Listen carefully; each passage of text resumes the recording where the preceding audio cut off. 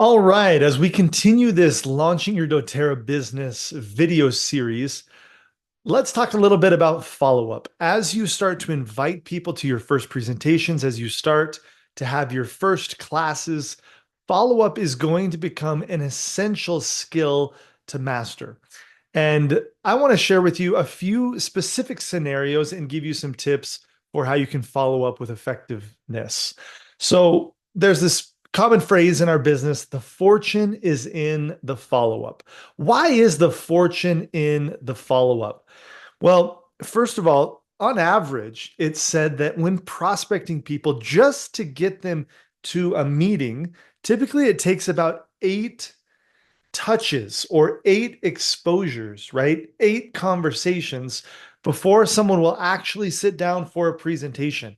Now, if you've done things the way that I've outlined them through this video series, it's probably not going to take that many, touch points before someone comes to an event. But it is true that it takes multiple times for the majority of people or a lot of people.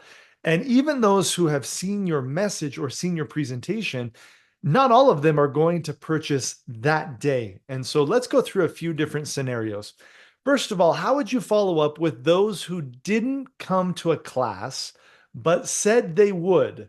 Okay. This happens all the time. You've invited people to a class, you've sent them reminders before, and maybe they've even confirmed up to the last minute and said, I'm on my way. And then somehow, for some reason, they don't show, right? There's always people that don't show up to classes. So I'll give you a few tips of what I do in these scenarios.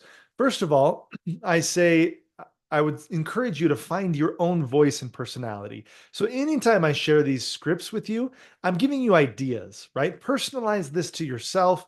For example, I like to use humor a lot in all of my business building. For others, you might be a little more serious, but find your own voice. The first thing that I usually will text to someone who didn't come is I'll say, hey, is everything okay? Right? They confirmed with me that they're coming, so they didn't show up. I want to check in and make sure that they're okay. So I'll say, hey, is everything okay? And then as we have a conversation, if they respond, oftentimes I will call them and I'll say, hey, we really missed you.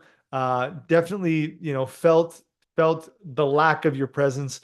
It was amazing, the content that we went over. You really need to know this stuff, right? So I'll share with them how important and valuable I think the information is that they missed out on. Then I always check again for openness. I'll say, are you still open to take a deeper look and learn more on this topic, right? Whichever topic your class was about. If they say yes, then I'll say, great. Well, we have our next class coming up this day, this time. Will you come? Right? Again, firming up that commitment. Will you come? Or if that doesn't work for them, I'm willing to sit down one on one, right? So I'll say, listen, this information I believe is so important, and I really believe you're going to benefit and enjoy it so much. I'm willing to open up my schedule to really whatever works best for you and sit down one on one and go through the content. What day this next week would be the best for you, right? And instead of saying, will you, they've already shown me that they're open. And so it's which day, not will you sit down with me. It's which day would be best for you. So this is a simple follow-up strategy or a few tips around someone who said that they would come, but they didn't. Now let's talk about someone who did come but didn't buy. Sometimes you'll have a class or presentation where someone will sneak out the door, towards the end of your presentation, or just right when you finish, they'll say, I gotta run, and they'll leave. For whatever reason, they didn't buy. Okay. Sometimes they did. They stayed through the whole thing, they stayed through your close, and they didn't purchase. How do you follow up with these people? First of all, if there's someone who is in that category of not having gone through the close in person, then you need to take them through the close process, right? So give them a call right after the class, or as they're leaving. If you've already ended the class, you can say, hey, when can I give you a call to share with you a couple more things about what we talked about today? And try to set up always your next exposure while you're in the exposure that you're in. Okay. So that would be ideal, scheduling a call to follow up and chat a little bit more. But if not, send them a text and try to get them on a phone call. And then you go through the normal close process. Hey, what did you like the most about what you saw last night? Right. And we ask that question a few times. We try to find 2 or 3 things that they liked. Then we say, it sounds to me like you're ready to get started. If I were you, knowing what you liked the most, I would choose this kit or this kit. Which one of these two would make the most sense for you right now? If they say neither one of those, then you'll go down to one of the cheaper kits, or go down to where you're just selling them 1 or 2 products, right? So that's the typical close process, which we've gone more in depth through in a previous video.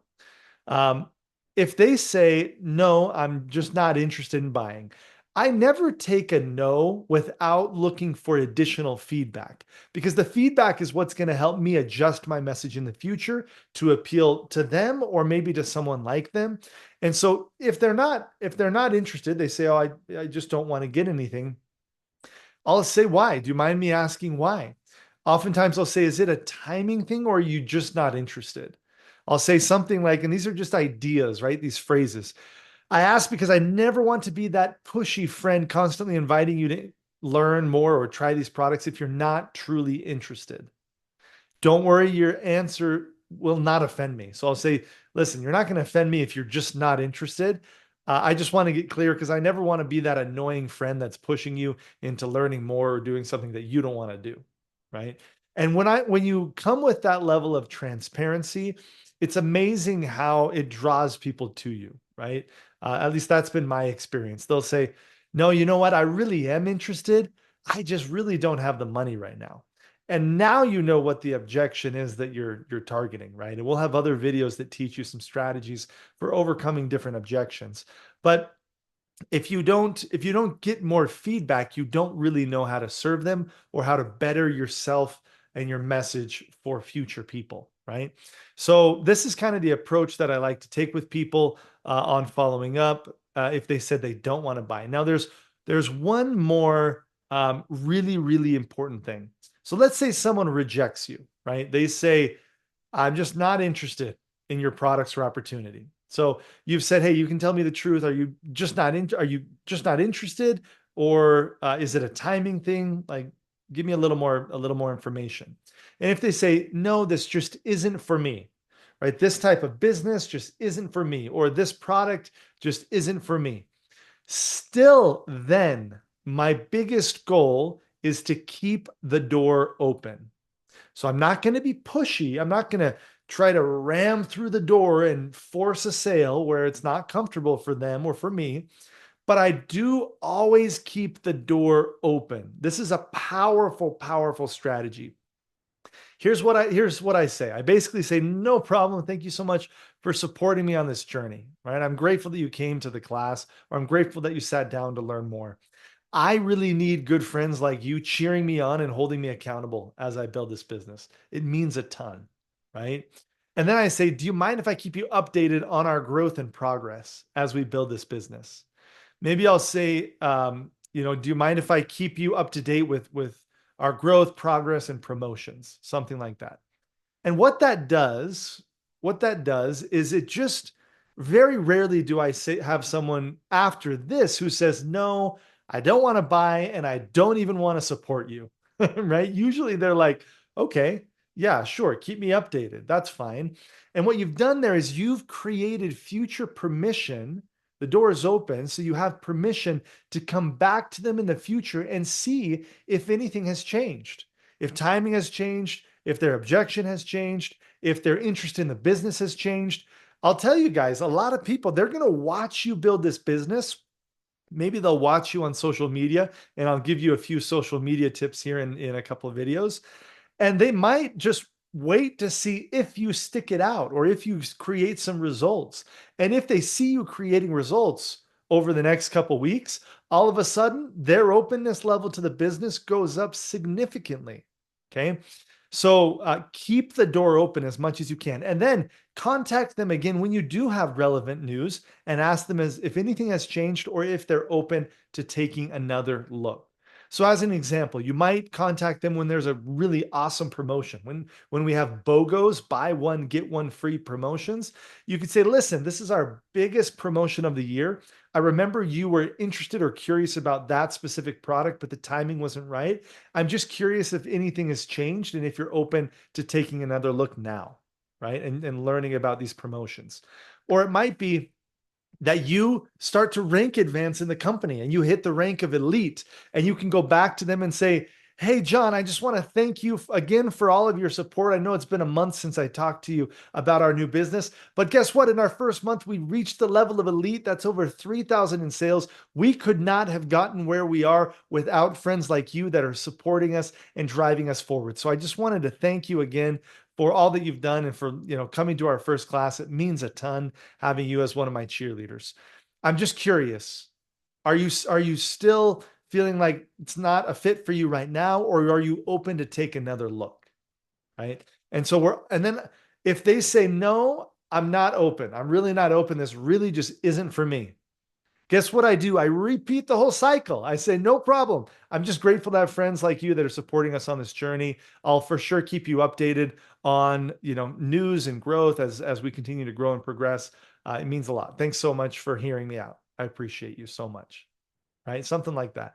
So I always, always, always, the lesson here is keep the door open. Keep the door open.